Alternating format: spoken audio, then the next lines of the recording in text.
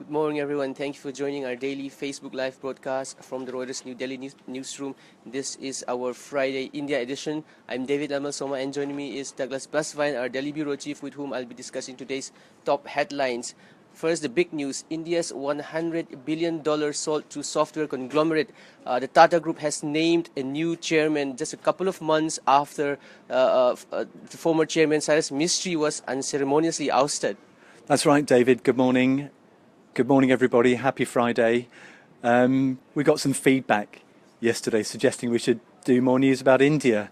So we're taking a break from all the traumatic allegations flying around in the US, compromising material being circulated around Donald Trump, the president-elect, countdown to his inauguration on January the 20th. We're going to keep it here in India, and India's most celebrated and venerable business house, Tata Sons, has a new chairman. They have named insider Natarajan Chandrasekaran, hope I got that out okay, as the new chairman of Tata Sons. It's a conglomerate with interests that spread widely: software, steel, autos, even salt pans, believe it or not. Chandrasekaran is an insider. He has been running TCS, the software consultancy arm of Tata Sons. It's the most successful part of the business, and the announcement came, in fact, right after the company, as the company announced a 10.9% rise in net profits in the quarter to December. That beat market expectations. So that's a springboard into the role. Chandrasekaran, he's 53, and he will be taking over on February the 21st. Cyrus Mistry continues to fight his ouster, so that will need to be done at an extraordinary general meeting on February the 6th to remove him as director. Mistry's challenged that, but Chandrasekaran's job really will be to steady the ship and to restore investor confidence, which has been shaken by this spat, very public and acrimonious spat between the company patriarch, Ratan Tata, and Cyrus Mistry, who he ousted back in late 2016. So, yeah, pretty interesting guy. Real company insider, but a non-Parsi. Right. Chandrasekaran, as we said, was the CEO of TCS, the company's main cash cow and India's most valuable company. In fact, he was the CEO of that company till yesterday. He's been described as an avid photographer, music aficionado, and a passionate long-distance runner who has completed marathons across the world. Now, what are his main challenges as he takes on this new role? We know all the controversies surrounding the previous chairman. So Tata Sons and Ratan Tata, he's got a big issue with shareholder accountability. Tata Sons controls this vast $100 billion business empire, and the control of that group is essentially held through a bunch of charitable trusts, family trusts that are essentially legacies of the late father figures who ran the business. Now, the issue for all the listed subsidiaries, and there are many of them, is that where do the minority shareholders fit in? A lot of these guys have been scared off because there's a public row over strategy going on, and the question of shareholder value, shareholder accountability just isn't being addressed properly. Even Ratan Tata, I think, has belatedly recognised that. And we've got a good quote from a Tata Group insider who's close to Chandrasekaran. The first thing for him to do will be to clean up the muck and get rid of all the ongoing court cases. That's a reference to the cases brought by Cyrus Mistry, who has challenged his ouster and claimed he was a victim of mismanagement and oppression. He's taken a case to India's company law tribunal. And then further, second will be to win over the trust of other Tata executives, and the third will be to define the direction for the group. We've got a nice profile also of Chandrasekaran. He's a non-Parsi, the first person to head the business. Parsi is a Persian origin business community, essentially, that is centred in Mumbai, a very small, inward-looking community that has particular discretion and rules of engagement that have been shaken by this very public dispute. So we've got a nice little profile, we've got a good story on that, worth a read for anyone who has an interest. Right, okay. Oh yeah, and a good quote here from Sriram Subramaniam. He's head of in-governor proxy advisory firm.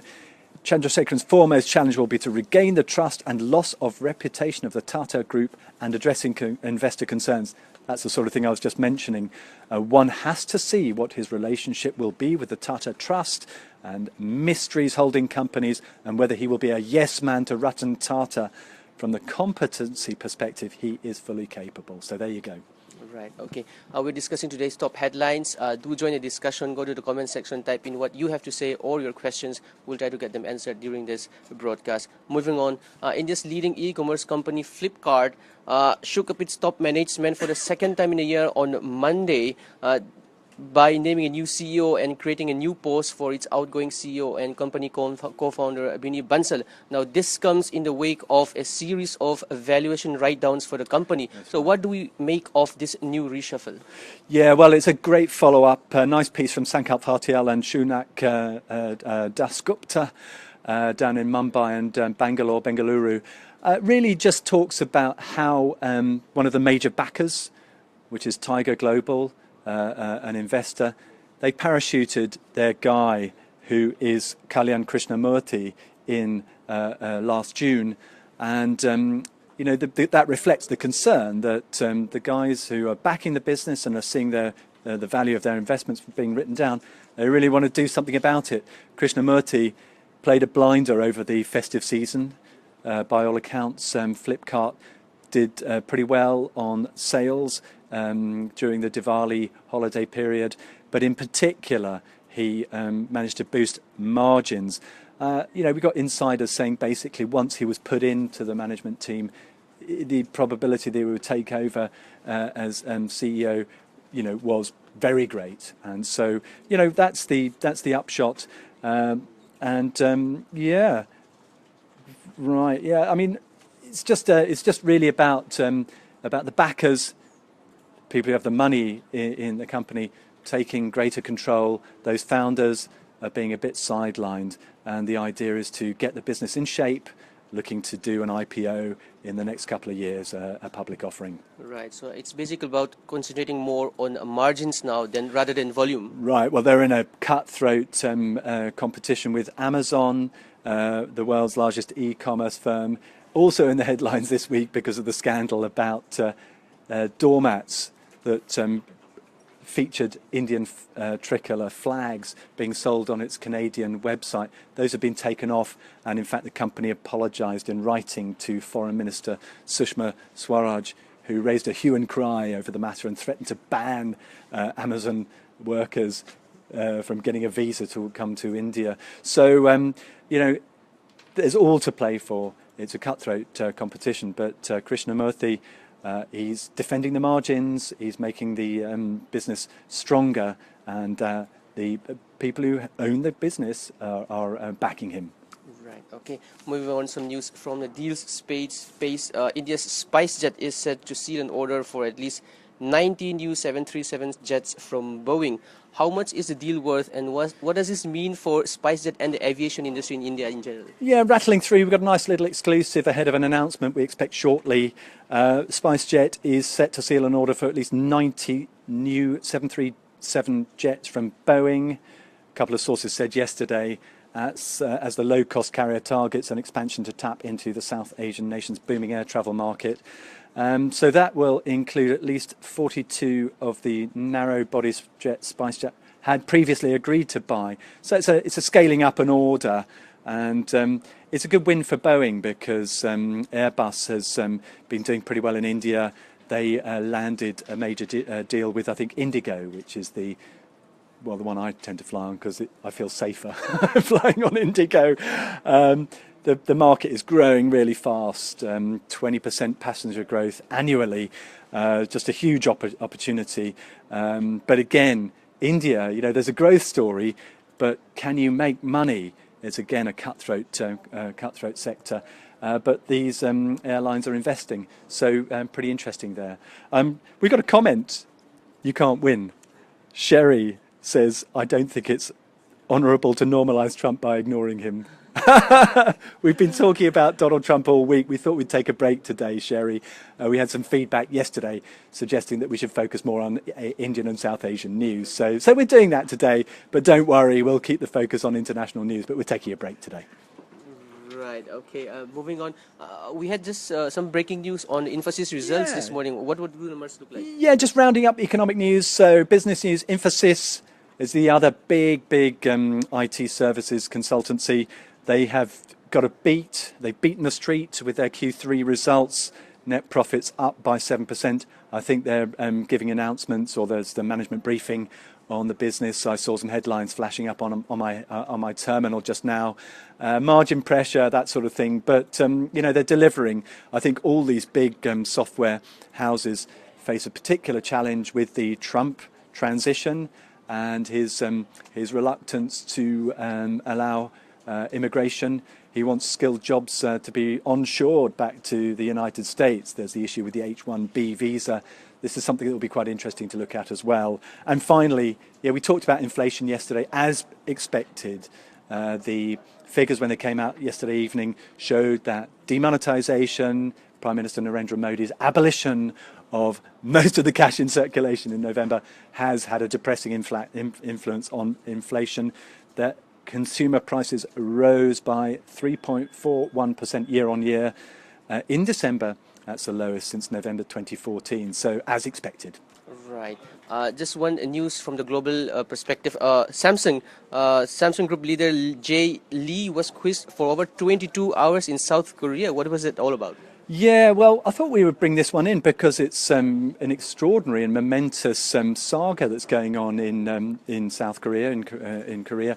The president, who is undergoing an impeachment process, this scandal is widening. She's had basically a personal friend who's confided in, but this personal friend appears to have had a rather disproportionate input into speech writing, policy making and so forth.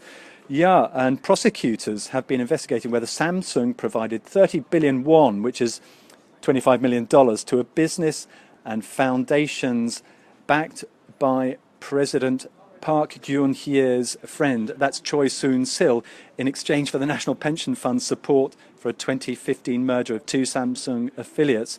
So yeah, that is, a quid pro quo. If confirmed, that's a clear case of bribery and corruption. A spokesman said the Special Prosecutor's Office would decide soon whether to seek a warrant to arrest the 48-year-old Lee. He is the third-generation leader of South Korea's largest conglomerate, or Chaebol.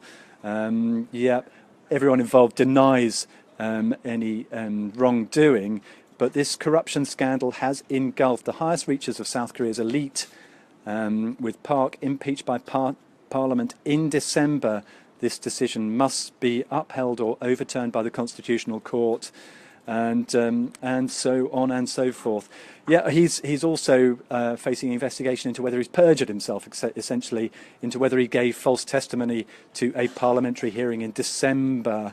He has denied bribery allegations. So, because I've worked in Europe, I tend to look to Europe. We're all interested in the US, but there's big news going on in Asia, and worth a look. So yeah, I thought I'd bring that one to your attention. Right, and finally, I'd just like to flag a couple of website exclusive. It's Friday, it's movie review day. We have a couple of movies. One is a romance titled OK Janu, that means OK Darling, which is set in Mumbai and has Aditya Roy Kapoor and Shraddha Kapoor in the lead.